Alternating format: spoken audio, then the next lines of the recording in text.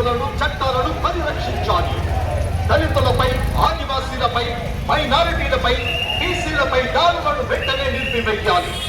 రాజ్యాంగాన్ని ఈ నెల 6వ తారీఖు నుంచి ఎల్లుండి 14వ తారీఖు వరకు భారతదేశంలో అన్ని గ్రామాల్లోనూ అన్ని వీధుల్లో పట్టణాల్లో కూడా కమ్యూనిస్ట్ పార్టీ ఈ దేశంలో మార్పు రావాలి, బదలావ్ జరూరీ హై అనే నినాదంతో అన్ని చోట్ల కూడా మా శ్రేణులు తిరుగుతూ ఉన్నారు.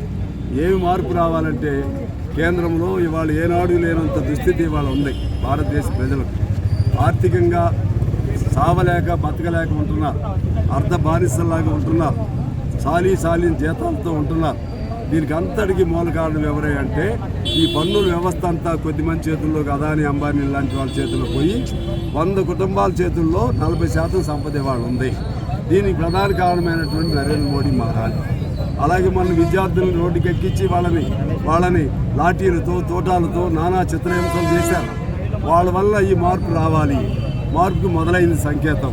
అందువల్ల విద్యార్థులకు వ్యతిరేకంగా శ్రీరాముడి మందిరంలో దొంగతనం, అదేవిధంగా ఆస్తులన్నీ కొద్దిమంది చేతుల్లో కేంద్రీకృతం, ఇంకా అనేక సమస్యలకి మూల కారణమైనటువంటి నరేంద్ర మోడీ గారి ప్రభుత్వం పట్ల ప్రజలకున్న భ్రమలు తొలగిపోతూ ఉన్నాయి.